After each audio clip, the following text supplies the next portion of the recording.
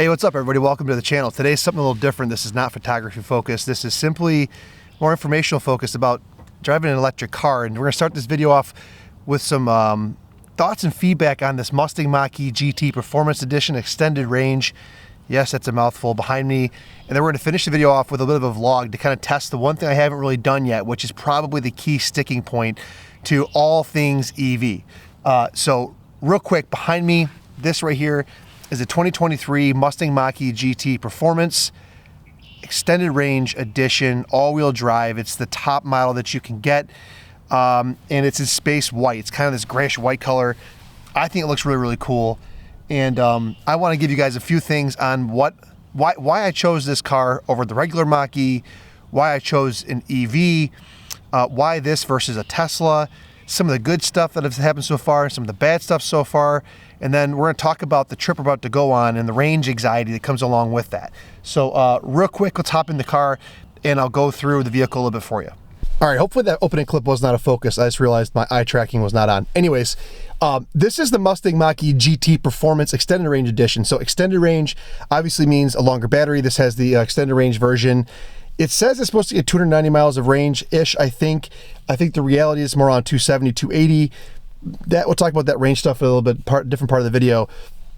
The GT itself, though, what comes with that is the bigger wheels, which I showed in the opening montage, the bigger Brembo brakes.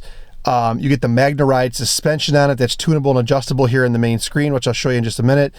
You get these seats right here. If you guys see these seats, these are kind of like a Recaro style race seat. I don't think they're actual Recaro seats, but they are very, very nice. They hold you in the seat. You get the suede and the leather.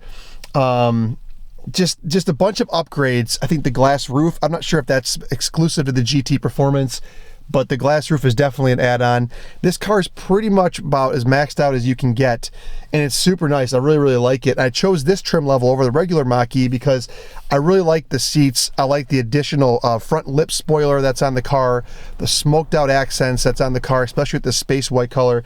I thought that looked really, really, really good. And so those reasons why I chose it over the regular Mach E, I knew if I went for the base model one, eventually I would wish I had the GT. And so what they say, buy right or buy twice kind of thing, that's kind of what this is. But coming from this, I want to tell you why I chose this car over the Tesla option. Now I was looking at Tesla Model 3 and Model Ys, and then I drove this. And there are a few things that stood out to me right away in this vehicle. First of all, the fit and finish. Let me flip this around. Like just everything from like this suede right here to these buttons and these knobs, these switches, these door locks, everything was a lot nicer. The materials, the steering wheel, I thought was a lot nicer. So yeah, I thought that was really nice. But then I drove the cars, and the Tesla Model Y and Model 3 have a lot of road noise. I think they're addressing this on the refresh that they're doing in these cars, but I got into the Mustang Mach GT on top of like the seats being a more performance oriented and kind of the fit and finish of the vehicle. The road noise was a lot quieter compared to the Tesla, and there was a couple other things too that sold me. Let me show you this.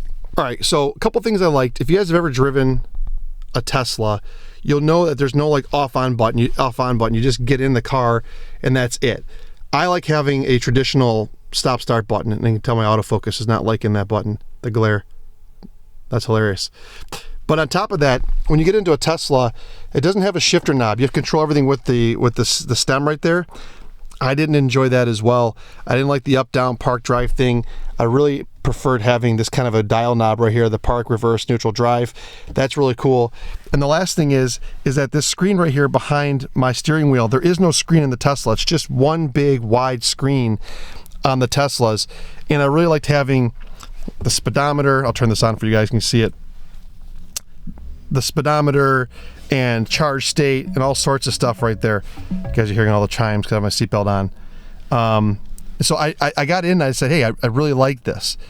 One of the other reasons why I chose this over the Tesla is because the dealer network. Now, I know Tesla's really good at sending service people out to your house, and so I'm not saying that's a bad setup, but I like the idea of being able to drive down the road back to the dealer where I bought the car. They have technicians that are specialized in this vehicle and the F-150 Lightning as well, and they could take care of you. Now, I've had to only use their services once, and it was to change these tires on this car because the GT Performance comes with, oh, hold on. music came on. The GT Performance comes with summer tires, super sticky summer tires that when they get cold, they become near useless and they're borderline dangerous to drive in the winter. So I had to get some all seasons put back on this vehicle. And doing that, the dealership was phenomenal. They changed my tires, but then they drove the car back to my house with my summer tires in the back of another car, so it wasn't in my car, and dropped it off to me, all for no charge. And I thought that was incredible. And so that went into my decision-making process as well, knowing that I could go down the street and go back to the place that I purchased my vehicle and take care of it. What else? I talked about the fit and finish, the cabin noise, oh, the dealer, the knobs and the screens. The last one is CarPlay. Rivian and Tesla both do not have Apple CarPlay. And let me flip this around. You guys can see here that I obviously have CarPlay, so I can go to my Spotify or my Apple Maps, which is really cool. And what's cool about Apple Maps is that it integrates and talks to the car, and so it knows my state of charge, and it'll, when I do the mapping system, it'll talk to the car and say, hey, like here's a charger, and here's when you can top off and that kind of stuff. And so when I kind of weighed all those things together, I thought that was really, really cool. And that's why I chose it over a Tesla. All right, so it's not all sunshines and rainbows over the Tesla, because there's two big major things that are kind of glaring, I wrote a list, that are glaring kind of trade-offs when you decide to pick a Mustang Mach-E or basically any other car over a Tesla, because Tesla's kind of the standard in a lot of ways. And the most obvious one is the charging network. Now that's what we're gonna test later in this video, because I have a level 2 charger in my house and I have not had to use the public charging network once, which is absolutely phenomenal. And so it goes without saying, if you're somebody that has access to a house or a condo or apartment, the garage, that can install a level 2 charger in your home, do it, because it absolutely makes the range anxiety thing go away. Unless you're going for a long trip, which we're gonna do later, and that's kind of what the point of this video is. But the Tesla charging network is phenomenal. If you don't know, there's two kind of standards of charging right now. There's Tesla, and then there's everyone else. And so it's kind of like thinking about Apple and then Android, right? Where Apple had Lightning port and Android had USB or micro USB to charge in the beginning. That's kind of what this is. The problem is that, you know, or the thing is that Tesla, their charging network is controlled by them. They're all the same experience when you pull up. The app just works. You plug in, you know they're working. The reliability is there. For a non-Tesla vehicle, it's kind of a crapshoot. There's a bunch of different companies at weird locations. You know, will your car be able to just pull in, plug in, and start working without having to sign into another app, a credit card take it, all sorts of stuff. And so there's an app called PlugShare that people use. It's kind of a crowdsourced information of charging, and it tells you if, you know, the most recent news on that charger, if it's working and what its rate of charge is and that kind of stuff. But that contributes to range anxiety. That's a big, big reason why some people are not adopting the EVs, is because it's an unknown. Like, people want to pull off the exit ramp on a highway and go to a gas station and know they're gonna be taken care of. And to not be sure of that charging network, that's something that people are not very comfortable with, and that is an issue. But it is a short-term issue, because they've announced now that Tesla and the other vehicle makers are going to be sharing their networks. And so Ford has announced that they're going to be sending me a free adapter for my car to use the Tesla charging network. And I know Teslas, you can get adapters to go on the other network as well. And so that's going to be a temporary problem. The other thing too is that Ford's trying to address this. I have a Ford app, I forget what it's called. Ford something, Ford Connect maybe. And there's a credit card on file. And so when I plug in, the station is supposed to just talk to my car and start charging and charge my card right away without having to like do any kind of sign in, that kind of garbage. We'll see if that actually works, because we're gonna give that a run here at the end of the video. And so that's kind of the bad side of Tesla versus a non-Tesla type of setup. All right, let's talk about the good and the bad so far of this vehicle, because now I've told you what your trade-offs are at my decision-making process was. Let's talk about the good and the bad. What do I like so far about driving EV in general? Well, first of all, and you won't understand this until you drive it for a long period of time, it's the power. And specifically this one. I don't know if all EVs have this power, but this car has crazy amount of horsepower and torque, and it's on demand anywhere, anytime you want, all the time, right away.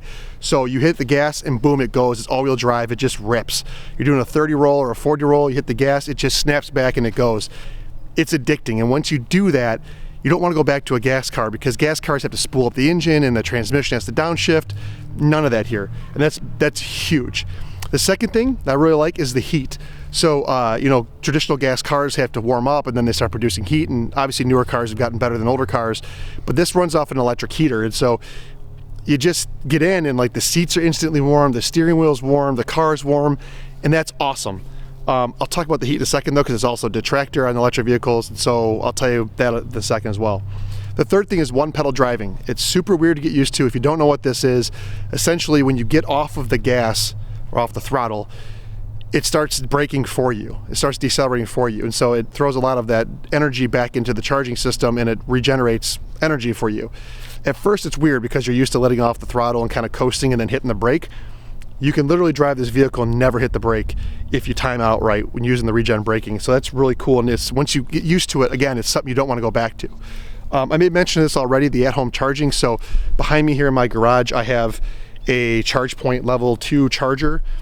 Awesome. You just pull in at night. I have my car set to a schedule to charge when the rates drop at nighttime. I just plug it in. It stops at 90%. I'll tell you why in a little bit. And then I'm good to go every morning I get up and I have enough range. I never have to do anything kind of crazy.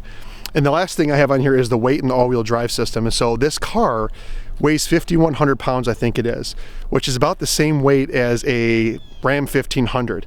And so it's got this weird sensation where it's quick and it's snappy and it's instant acceleration, but it's also very heavy. There's no downshifting. It's hard to explain. It's something that's unique kind of to these EVs. And then you combine that with the all-wheel drive system, and this thing just like plows through the snow and handles it with no problem. So overall, I just really love driving this vehicle more than I ever thought I would. And I'm kind of a car guy. I'm like an old V8 manual transmission kind of guy. And this has kind of changed my mind on things. I like it. All right, let's talk about the bad stuff of this car specifically, or just an EV in general. I made reference to earlier, but the charging network, right? It's kind of an unknown. We're gonna give that a run today. But if you're not the kind of person that plans your stuff out, that's just likes to get in the car and jump in and go and not have to think about gas, or in this case, electricity, and you go for a long trip, not the car for you. There are plenty of chargers around in my area, Metro Detroit, even in a rural area. You can hit up these things and be okay, but you got to plan. If you're gonna go outside that 250 miles of range every day that you're gonna get, give or take, you're gonna want to charge, or you want to plan your route. And so that's something you got to change the way you think about it. The second thing is the UI. So Ford, they're trying to make it better, but the reality is the UI and the radio, it's good, but it kind of feels cobbled together and it can lag a little bit. I don't think this is a problem amongst other EVs. I think this is kind of a Ford thing. I don't know. They've got to do something to kind of improve it a little bit. Next, self-driving. This car has something called Blue Cruise. It's Ford's attempt at self-driving. I think it's also available in their gas-powered vehicles. It's good, and in a lot of ways it's better than Tesla, and in some ways it's worse. So here's the deal. The Tesla will literally drive and turn and stop at stoplights for you and do all that for you. Fully autonomous. Kind of crazy. It freaks you out. It's weird. It'll do it on city roads and highways, all that stuff. This car will not do that. It will drive for you though, however, on the highway. And so that's cool. Now, the Tesla version makes you kind of constantly touch the steering wheel. This one does not. And that's the big benefit. There's above the steering, let me show you. Above the steering wheel, let me show you this real quick. Right here. You guys see this thing? Right here? That thing right there watches your eyes and it monitors if you're paying attention or not. And so you can take your hands off the wheel and sip your coffee and just actually sit back and let the car drive for you, but you gotta be paying attention to the road. As soon as you pick your cell phone up to start doing something else, like you're texting and driving or whatever, the car will bing at you once or twice, and if you don't respond to it immediately, it then kicks you out of self-driving and goes into like a semi-autonomous mode where it'll still hold the lines for you, but you have to constantly grab the steering wheel. So you gotta pay attention. It makes you, yeah, it just makes you more accountable to the car, which I think is really, really good. All right, let's address the one last elephant in the room, and it's the range anxiety part that's not tied to the charging network. I talked about the charging network and what the issues are with that, or the challenges with that, and how they're kind of remedying them. But let's talk about this in the winter, in the battery, and the range loss that comes along with that. So this vehicle has something called a lithium-ion battery. And it's kind of what a lot of cars were using up until recently, and they're still used in like the higher performance vehicles because they're more energy dense, they're faster, blah, blah, blah, blah, blah. But the kind of trade-off, or the, I guess, the characteristic of the lithium-ion batteries in terms of charging is that they don't like to go to 0 and they don't like to go to 100%. Now, that doesn't mean you can't do that, and the manufacturers build in buffer in their battery so that 100% is not really 100%, but I don't charge 100% every day. I go to 90%, and that's because if you don't need all 100% every single day, then don't put that stress on the battery and the charging. It's just not good battery, I guess, maintenance, if you will. If you're constantly going to 100% every single day, people say that you'll have faster degradation of the battery. I don't know if that's true or not, but that's what I've heard. Now, the other type of battery that's going in a lot of vehicles, and the regular Mach-E changed to this year, and I think Tesla's doing as well, is called iron phosphate. Now, iron phosphate's a little bit heavier battery. It's not as energy dense, but it does like going to 100% charging, and it's kind of more of a durable battery type. And so you got kind of a trade-off there. Now, I was really concerned about how expensive is it to replace a battery, and how much do they really degrade over time. So I did a ton of research on people that own Teslas, that high mileage Teslas, people that drive them for taxis and Uber and whatever it might be. And what I found was actually kind of surprising, that battery failures are far less common than maybe the media would make you think. There's a lot of kind of misinformation out there. The second thing is that the degradation, if you have good charging habits, and that goes back to why I do it this way, the charging this way, is not that bad. So this car has a battery warranty for 8 years, 100,000 miles. And I think the stipulation is that it has to maintain over 70% of its original charge to be eligible for the warranty if there's something wrong.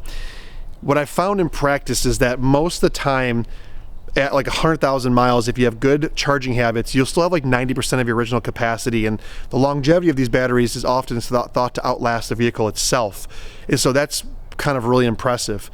The other thing is the way you kind of treat your battery. So in the app of my vehicle, and I think this is true for other vehicles as well, I can tell the car when I'm going to leave in the morning. So if I know every day I leave at 7:30 in the morning to drop my kids off at school, while it's on the charger, I will tell the car to use the plug to heat the seats, heat the steering wheel, heat the cabin, and then also heat the battery. And that's important because one of the biggest things that happens when you start your vehicle in the cold, or drive the vehicle in the cold, is that it takes a lot of time for it to heat the cabin itself, and it uses an electric heater, and that draws down the charge really quickly.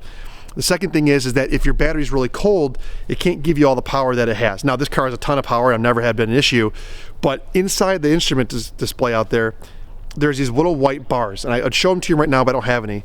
And it kind of limits your power, and that basically is saying like, hey, the battery's too cold, or maybe it's too hot, and it restricts the amount of power that you can have, like with wide open throttle. If you plug it in overnight and you tell the car that you're going to leave at a certain time during the day, it'll preheat and do everything for you. And so when you come off the charger, it kind of eliminates all of that. The other thing too is that if you use the forward navigation that's built in here, it'll kind of pre-plan your trip and tell you when you need to stop for how long and where to stop. But also what it does is it preconditions the battery so that it's ready to accept a faster charge when you get there. So there's kind of a lot of things you have to learn and unlearn from a typical combustion engine vehicle, but once you understand it, it's actually really not that bad, and it's great. I'm not trying to advocate this for everybody. There's times where we clearly have to take my wife's Yukon, but most time it's great. And so what we're going to do now is we're going to take this vehicle, well, it's 2 days from now, I'm recording this 2 days earlier, and we're going to take this across the state and back, way outside of its range capabilities, and we're gonna have to put the public charging network to the test, see if the car connects automatically to these chargers, what the rate of charge is on some of these chargers, and see how I do in terms of expected range versus actual range. So that's what this video is going to be about. It's a long one, but we'll flip over the vlog portion of this right now.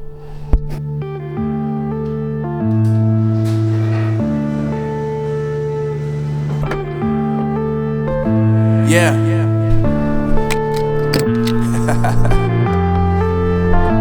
Unknown Brain. Marvin Devine. I'm saying bye to all the lies and all the times you cried, saying that I wasn't right. All right, what's up, everybody? Good morning. Welcome back to the vlog part of this video. It's 5:20 in the morning. I got up at 4:40. Didn't sleep well. There was a big storm last night, which is odd. It's February. We had like 60-degree weather and storms, which is beneficial here though, because the 60-degree weather is good for the EV, right? It likes that kind of weather. Anyways, last night I loaded up all the maps inside the Ford Pass app, and so when I got in this morning, my car already had the route, and I was able to just select it, and it was ready to go. One thing that was interesting is that based on the route that I selected, driving habits, whatever, it updated my estimated range. And what I mean by that is this: if you look right there, it's telling me I have 191 miles of charge and 168 miles to my destination. And so the 191 is a little low based on estimates, but that's because I'm doing all highway driving, and unlike a traditional gas vehicle, highway range is actually worse than city range because there's no regenerative braking going on, and because these electric cars don't have transmissions, it requires more energy to maintain a higher rate of speed because of the coefficient of drag. So in a typical gas car, the transmission has multiple gears, and so you can go faster using I guess less energy, and so your miles per gallon goes up. In an EV, there's no transmission, and so it just has to push the car with its electric motors, and it requires more energy to kind of maintain that speed because there's a higher drag value on the vehicle overall. And that's why aerodynamics are really important on these electric vehicles. With that, we'll see how this goes. I got to pick up Ryan, and we'll go from there. The trip has 2 customer stops. So I'm going out from Macomb, Michigan, which is where I live, out to Grand Rapids. That's our first stop, and then from Grand Rapids down to Benton Harbor on the west side of the state, and from Benton Harbor back. And so right now what it's telling me is, based on my rate of consumption, I'm gonna have to stop and do like 3 bump charges along the way, varying in time from like 30 minutes in one spot to as low as 10 minutes in one spot. What the map doesn't know is that I think at the location in Benton Harbor, there are chargers there, and so if I can get on one of those, it'll probably eliminate one of the stops. In total, it's adding an hour and 20 minutes to my drive for charging, versus I might have had to stop for 15 or 20 minutes in gas. And that's kind of what the expectation is going into this. So let's continue on the road here and pick up my buddy Ryan, and we'll see how it goes.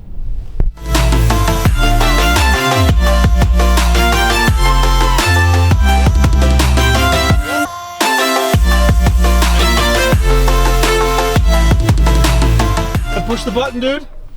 What's up, bro? What's up, buddy? How are you? Good. Thanks for picking me up. Oh, you filming me, you filming me? That's weird. I know. That's really weird. It's okay, but I got you something. All right. Yeah. So real quick, hold on for my people. See this right? You go to the restroom or anything? You good? I'm good. All right, so you guys can see that we made it to destination number 1, which is my buddy Ryan's house. And we're at 83%. I think the map originally expected us to have 81%, so we're like 1.5 to 2% above target right now. And so on to the next stop.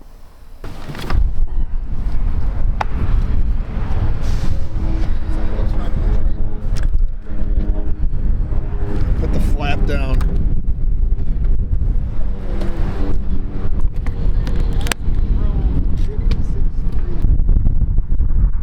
We are charging. It says it's charging. Let's see what happens. Boom skis. Uh-oh, charging stopped. Return. All right, so we're charging now, but this is little nuances like this. I went up to the thing. I have the charge point like Apple Wallet in my wallet, and I tapped it, and it says authorizing. It says plug it in, and it kept canceling the charge, but it doesn't tell you why. I had to go into my charge point app and add my method of payment. There was no method of payment that was on file. I said Apple Pay was on there, but it didn't take Apple Pay, so I put my credit card in, and now it's charging. But I wasted 5 minutes trying to figure out how to get it to work, and we only want to stop here for like 10 minutes, and so I wasted half that time. But it's at a gas station, which is cool. You can see behind us, there's it's like a normal gas station experience where I can go in, take a bathroom break, get something to drink, food, whatever, and then come back out. So we'll see what's going on. It's doing DC fast charging. It says I'm at 69 kilowatt hours as a rate of speed, which is pretty good. I think I have a 93 kilowatt hour battery, which means if I sat here for an hour and 20 minutes to go from 0 to 100, obviously I'm not at 0. And it says it'll get I don't know, back at 35%. I think we were at 30%. 33. Okay, when I started. So we'll stay on this charger for about, I don't know. Let's see, let's look at this real quick. 5-6 minutes. Yeah, 5, 6, 7 minutes, and then we'll continue on our way. Oh, are we rolling? We're rolling. All right, so that's kind of the thing. You're playing a game a little bit of trying to. So we have destinations we're going to be at certain times. We have customer meetings, all that different stuff. So we are going to be to our destination about 10 minutes early. And Ryan said he had to go to the bathroom, happened to pull off, and there was a fast charger sitting at this gas station. And so for us to pull off and get 10 minutes of charging, well, 5 because I screwed around with the app, added about, I don't know, 9% to my battery. Saves 10 minutes on the back end, because after we leave this restaurant we're going to be at for breakfast, we've got to stop for about 20-30 minutes and charge to get to our destination, our next destination. So hopefully that 5 minutes, you know, saved us a little bit of time. And that's kind of, that's kind of the thing, is that the experience is that when you go to these chargers, they're all different networks. You don't know what's going to happen, right? You don't know what's going to happen in terms of, do I have to have a credit card on file? Do I have to use the app? Is it going to work and talk to my car? Blah, blah, blah. And that's why I'm using the Ford app, because the Ford app knows what chargers are in network.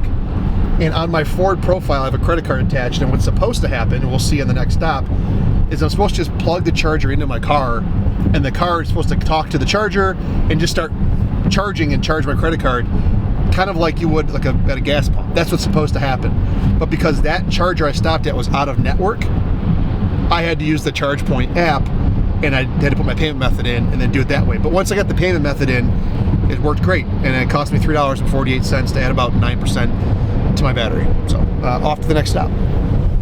I just realized technical difficulty. My thumb hit the back screen, so he's a little out of focus for like half that frame, but then I tapped his face and then it caught his eye. So it's really hard to find good help these days. Super hard. Oh, hey. All right, Ryan, so we're about an hour into this journey. What's your experience so far on the electric car? The ride, the self-driving, the charging. What's your first experience? First initial impressions. It's pretty sweet. I would say it's a little surreal also, because Eric and I grew up in automotive, selling car parts, doing a bunch of development on these kind of vehicles. And so we kind of watched the evolution of ICE to like electric where we're at now. So I see the Mustang logo like every time while he's driving, when he pulled up today, and I was like, yeah, like there's something there that feels like home from our past, but it's a whole new experience. And I would say that the way things are designed inside the car, fantastic. Big screens, there's just a lot of technology, and for folks like us that work in tech, run around with cameras and tech all the time, it's kind of a cool experience. But I, on the flip side, I could also see where it'd get a little annoying if you got to like stop 5 times a day if you're trying to just drive around to different customers and things like that. Fair? But that's not the case, because honestly, I've owned this car for a few months now. This is literally the first time I've ever hooked up to a fast charger. I've never had to charge. I mean, we got all the way past Battle Creek, and I don't have to charge yet. Like, Yep. I'm getting all the way to Grand Rapids, which is on the other side of the state, and I'll still have like 10% Yep. left. So I don't know. It's just we're doing 500 miles round trip in one day, and now it's 28 degrees outside, so that's going to be interesting. And so we're going to have to use the charging network, especially as you get into rural parts of Michigan. So let's see. All right, You'd have to fill up a gas car also, so I get that. probably only once though, and Yeah. you wouldn't have any anxiety about it. I don't have anxiety, Yeah. All right, onward to the next stop. I believe.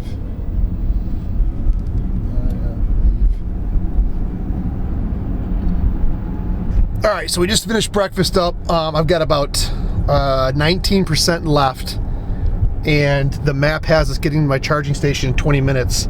There's about a 9-mile delta. 9-mile delta. Is this thing all the way? There we go. There's about a 9-mile delta between when I'm gonna run out of battery and how far away the next location is. The little issue we're running into is that it's 26 degrees outside, and so right now that I've been sat for the last 2 hours, it's going to heat up the cabin a little bit and probably consume energy a little bit faster than it would if we were just driving consistently. But with that being said, we are past our first breakfast stop, and we are on our way to the charging station. And we've got to sit there for probably about 30 minutes, and then we can continue on and get to our next stop on time, which would put us right there. So hopefully there's no issues with the charger. That'd be a big problem. And hopefully where we're going has a place for us to kind of go in and hang out and use the bathroom or whatever we got to do and kill some time. So what do you think, dude? Let's go. Let's go.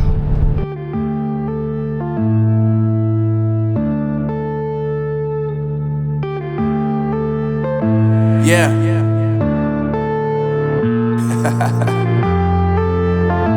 Unknown Brain, Marvin Devine. I'm saying bye to all the lies and all the times you cried, saying that I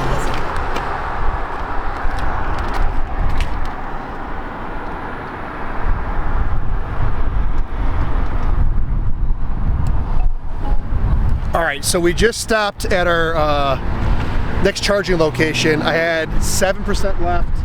It was giving me a bunch of warnings. It was restricting my power to kind of make sure I got there. I got to this thing and I connected to the ChargePoint app.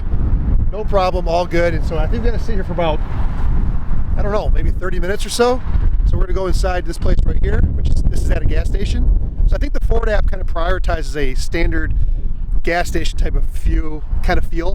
But we're gonna go in here and hang out and do a little work and see how this thing goes. All right, so we parked at the gas station, right, which is cool because that gas station kind of feel. Problem is you got to be here for like 30 to 40 minutes or 30 minutes for me to charge. And so if the gas station have a spot for you to like pull out your laptop and grab a cup of coffee or whatever, it's kind of weird to just sit in your car for 40 minutes or to sit inside of a gas station. So we walked across the street to the Steak and Shake, and we're doing some work here. And that's kind of one of the big issues. The other thing is that for some reason the whole mapping, like my trip on my phone that I put in the Ford app got weird. It like suggested a bunch of different weird charging spots that aren't necessary, and I think it didn't realize that I was charging my car. And so I went and updated the map and sent it to my car, so when I get back in, we should be good to go. I think I need to get to around 60 or 70%. So I can make it to my destination with a decent amount of charge.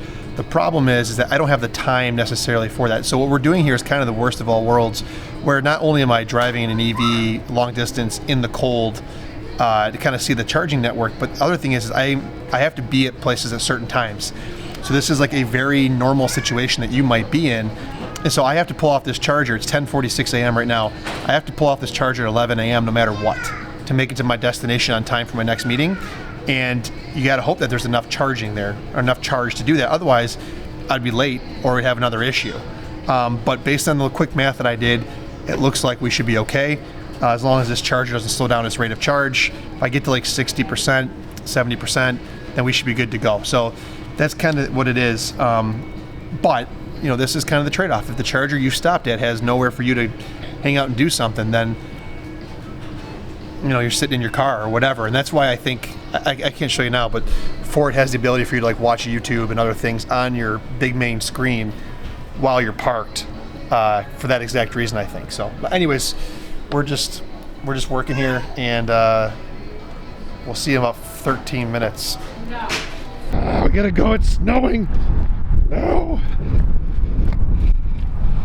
All right. Connecting, take this out, put this up, shut this, okay, put this back in, $11. It's ripping out there. So I didn't get to 70% like I wanted to. I got to 50%, and based on what the maps say, that means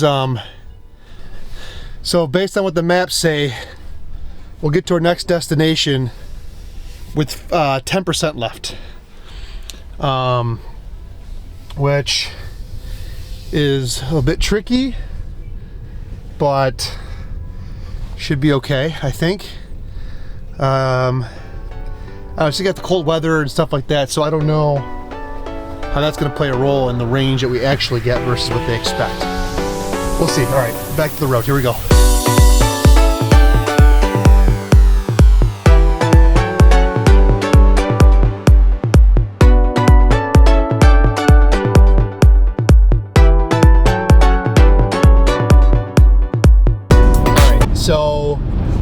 heading down to the next location. This was the most sketchy part of the whole stretch because along the lake there's no chargers, no fast chargers.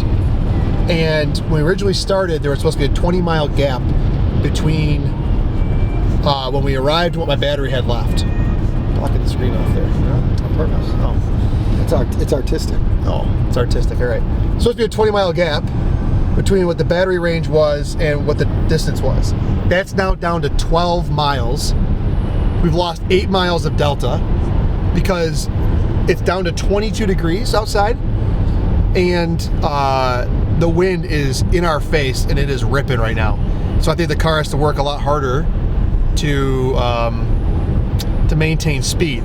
So what I'm concerned about is in another half hour, are we going to be without enough range? And the place we're going to does not have a charger there. The nearest charger is like a mile or two away, and that charger is just a level 2 charger. It's not a fast charger. So we'd have to like go to that, sit there for I don't know how long, 10, 15 minutes, just to get enough range to get to the fast charger, and then sit there for probably 40 minutes.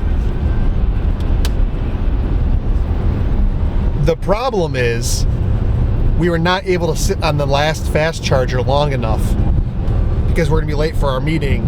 We're already gonna be late as it is. We needed to sit there for an extra like 15 minutes is what we needed. And I'm a little concerned, I won't lie. We have 50 miles of range left and 38 miles to our destination. And that number, that delta keeps closing. It just keeps closing. We got this. Over time. Even when we get there with like 3 miles left, like what do? We park it, we go to our meeting, and then we FAFO after. Figure it out. All right, so quick update. I turned the heater off. It's 21 degrees outside. We're about 5.5 miles away, 6 miles away from our destination. I have 18 miles of range, so nothing changes. I maintain a 12-mile gap by turning the heat off. You have the heated seats on, so I'm not too cold. It's a little chilly in here, but it's not bad. The question is after we stop at this restaurant and meet with this person, are we going to have enough range to get to the fast charger? The answer might be no. And if that's true, then the backup plan is to sit at this this company's headquarters that's out this way and charge for a little bit to get to the fast charger. When I looked at the map and I planned this thing out, I knew that this stretch of the trip was the most sketchy. And because we didn't have enough time to sit on the charger in the last spot, we're in the predicament we're in. And so we're gonna run this thing down to like the last few percent of battery and see how it goes. So I'll check in just a little bit. We made it with like 5% left, so lunch and next stop. I've done something that makes sense, and make sure it's not something massive, which is fine. All right, so here's the deal. We made it to this Toyota dealership, which is ironic. So I don't think Toyota even makes full hybrids. They're all PHEVs, aren't they? Partially hybrid electric vehicles. Anyways, there's a fast charger sitting here, another charge point, and we had to go from 5%, so we barely made it. We had like 5 miles left, up to 48%. What's interesting is that if you look at my app in here, it has a totally different like charging location and charging like percentage we have to get to. My wheel was overriding. Okay, and I'm wondering if it's because like when I send updates into my phone, then it has to send to my car, and then my car makes on the fly judgment calls, and so my car is the most up to date. But let me show you this real quick. All right, so if you look on here on this map right here, that's overexposed. There we go, overexposed. You click on here, it tells me I need to charge for 1 hour and 48 minutes. And that's gonna get me down the road to this charger at Sam's Club, which will get me to the next charger, This part's a little bit goofy. Because we have to go 200 something miles all the way back, and we're starting with a dead battery, and we're doing it in 20-degree weather at 75, 80 miles an hour. And so it's like the combination of the worst things. And so we're gonna have to just checkpoint our way back, it seems like. So that's kind of the plan. and Ryan's dying aside slowly. I'm not really. Maybe I should go in this Toyota dealership and see if they want to trade my car. Just leave it here and go give myself a 4Runner. I'm joking. All right, see ya. All right, so we made it out of that Toyota dealership, and we got to like 60-something%. We're on our way back, drove like another, I don't know, hour or so, and I'm stopping at an Electrify America place. So up to this point, we were at all charge points, and I used that. And so now I go to Electrify America. I plugged in right here. The car talked to the plug, and it just basically said, hey, tap your credit card to pay. And it's hopefully going to start charging here in just a minute. And I think we have to get up to like 60-something% again, and then we can go to the next stop. So we'll see how this goes. All right, update real quick again. I have no idea this video's gonna come together, probably a mess. We spent about 25 minutes or so. What do you think? What? How long were we at that? Yeah, 20 minutes, 25 minutes.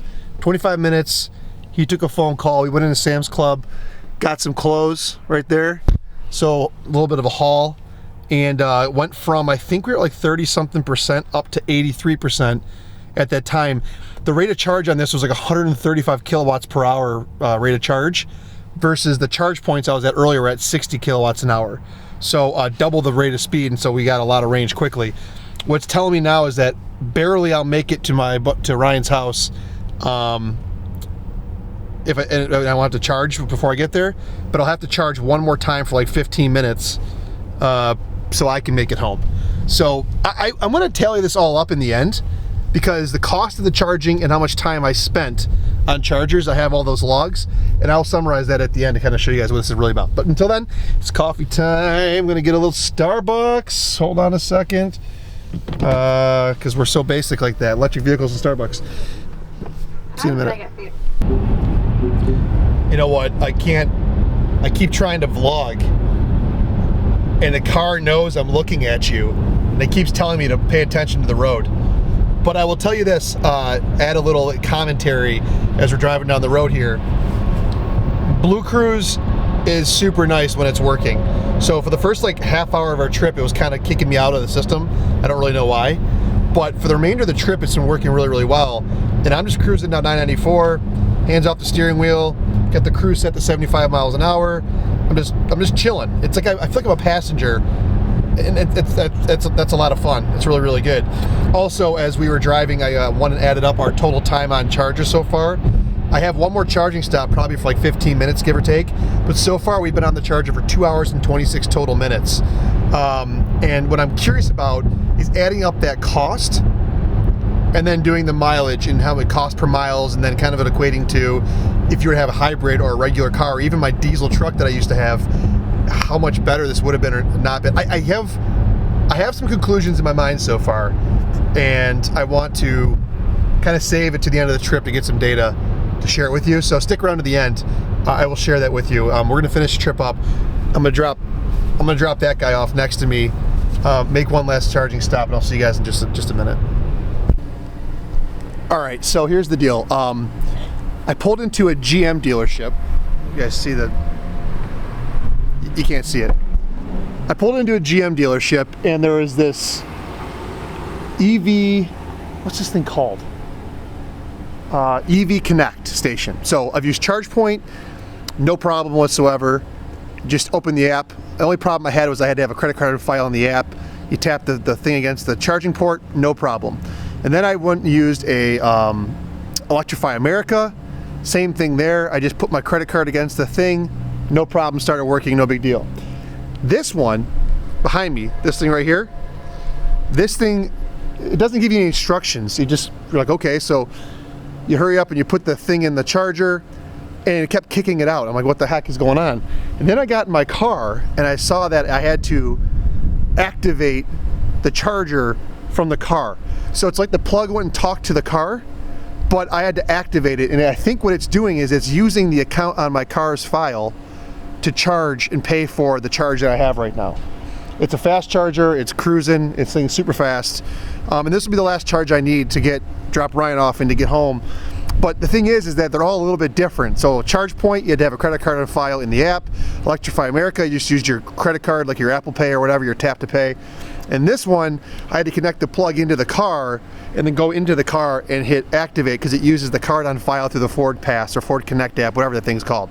So a little bit different experience for each one of these different types of stations. Just something you don't know until you do it. So anyways, this should be the last charge to get me all the way home, I hope. All right, everybody, what's up? It's the next day, so I've had a chance to kind of think about the whole experience, and my camera's off camber, don't mind that. And actually kind of collect my thoughts on the whole experience and also think about the overall cost and kind of everything. So I went and totaled everything up. I will put everything up on the screen. I'm looking at it right here. So I had 5 charging stops, totaling 180 minutes of time on charger. It's 3 hours on charger. That part sucks. The cost, going in order, the first one was 7 minutes for $3.48. The second was 43 minutes for $11.70. The third was 63 minutes for $49.44. We'll talk about that in a second. That is an outlier, and it's a concerning one, and I'll tell you why. The next one, the Sam's Club one, was 33 minutes on charger for $21.37.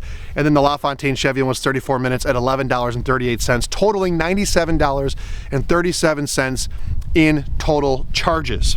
Now, I'll stop there because the charge at Toyota is an interesting one. I had no choice to stop there, so it's a real life situation. I was down to like, I think 5 or 6% at the time, and I had no choice. And I had to stay on that charger for a decent amount of time because my next stop was a decent amount away, getting all the way to the Sam's Club, which had the Electrify network. That one charged something around, if I did my math right, I don't know, like 85 cents a kilowatt hour. That's gouging. That's exorbitant. Typically it's 30, 35, maybe 40, maybe 45 cents a kilowatt hour to charge these things on the DC fast charging network. At home it's much cheaper, depending on what state you're in and who your electric company is. Mine's like 12 to 15 cents a kilowatt hour. It's a lot cheaper, but that was really, really high. That $49 charge probably should have been something more around $25. And so that would have brought the cost down to more like $77, right? Now, I'll pause there for a second because this was a work trip and I was collecting mileage reimbursement. I'm getting 55 cents a mile, and so I'm going to collect $212.22 back from my company versus the 97 that I put out. So I'm going to profit about $115 for making that trip. Unlike a gas car, I'm not getting any closer to an oil change, transmission flush, any of that stuff. There's really no maintenance on these vehicles, and so it's just pure profit for me outside of wear and tear on my tires, which the EVs do wear faster on tires because they weigh so much. All right.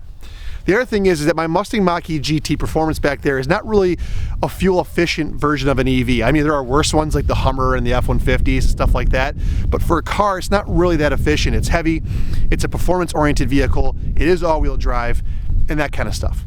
Another thing to consider is that this trip was kind of the worst of all conditions, meaning I had to get off of these chargers to get to my next meeting instead of sitting on the charger and having a more, I guess, a more efficient charge or a longer charge, if you will, to kind of reduce the amount of stops I had. On top of that, the weather went down from 60 degrees F down to like 22 degrees or 23 degrees F, and it was cold and it was windy. And so my car had to work harder to keep the cabin warm. And then also I had the wind in my face and it was creating a lot more drag. And as I mentioned earlier in this video, drag is a big component of efficiency on these vehicles. And so I think this really was kind of a worst case scenario. The only thing that could have been worse is that if it was even colder outside in the dead of winter, like January or February, well, it is February, but it's a warm February. So this is kind of a worst case scenario. Now, what I did do is go make some assumptions on alternatives. What if you were to buy a regular economy car? Now, I won't put the price of the vehicle in here because it can be all over the place and they're not really the same, but it comes into play. If I assume gas is $3.15 a gallon, which in Michigan it was yesterday for regular unleaded fuel, if I get 30 miles per gallon on average, which some cars are better, some are worse, the cost of fuel would have been around $50. Half.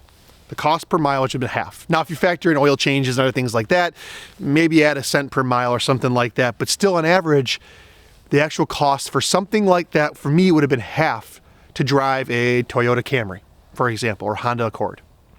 What if I make the assumption that I took my wife's SUV, a Yukon XL, something that gets more like 18 miles a gallon on the freeway?